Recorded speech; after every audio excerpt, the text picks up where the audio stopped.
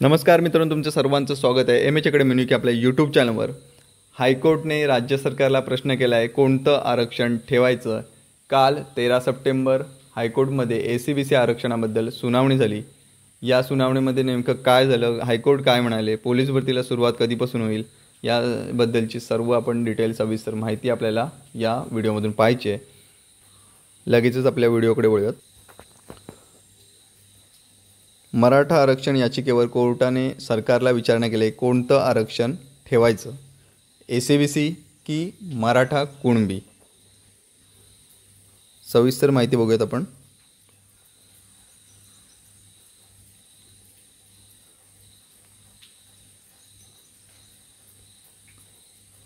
महाराष्ट्रात मराठा समाजाची सध्या दोन वेगवेगळी आरक्षणे उपलब्ध आहेत, एक कुणबी प्रवर्गातून आणि दुसरे ACBC अंतर्गत।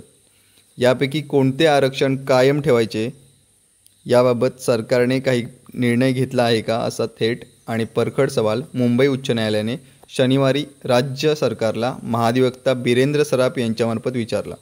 महाधिवक्त्यांनी यावर कोणताही खुलासा केला नाही। न्यायमूर्ती रवींद्र घुगे, न्यायमूर्ती NJ जमादार आणि न्यायमूर्ती संदीप मारणे यांच्या खंडपीठासमोर मराठा आरक्षणाविषयीच्या याचिकांवर सुनावणी सुरू झाली आहे। त्यात सरकारची बाजू मांडताना बिरेंद्र सराफ यांनी राज्यात 28% मराठा असून त्यापैकी 25% गरीब असल्याचा दावा केला। त्याला मराठा आरक्षणाला विरोध करणाऱ्या याचिकाकर्त्यांचे वकील प्रदीप संचेती यांनी आक्षेप घेतला। अनेक मराठा श्रीमंत आणि आर्थिकदृष्ट्या सक्षम असल्याचे सांगत संचेती यांनी मराठा समाज मागासलेला नाही असा युक्तिवाद केला। या युक्तिवादाच्या समर्थनार्थ अनेक दाखलेही सादर केले।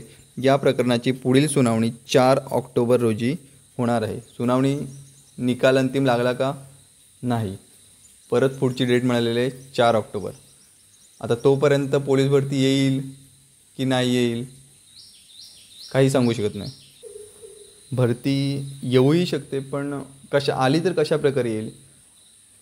जर आली तर ACBC, आपल्याला माहिती आहे ACBCचं 10% आरक्षण जे मराठा समाजाला वगैरे मिळतं, त्याप्रमाणे त्यांच्या काही सीट्स भरल्या जातील। आणि आत्ता जसं 4 सप्टेंबरला जे आंदोलनामुळे जे आरक्षण मिळाले मराठा कुणबी, तर ज्यांच्या नोंदी सापडल्यात, मराठा कुणबीच्या ज्यांच्या नोंदी सापडल्यात त्यांना OBCतून आरक्षण देऊन जर भरती काढता आली तर ते काढण्याचा प्रयत्नसुद्धा करतील।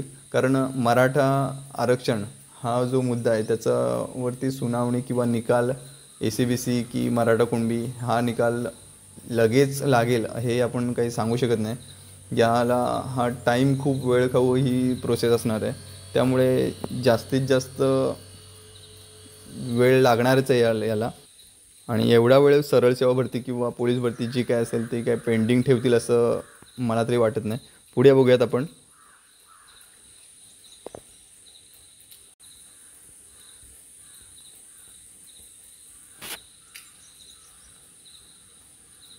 एक्सपर्ट त्यामध्ये काय म्हणालेत बघूया त्यावरती।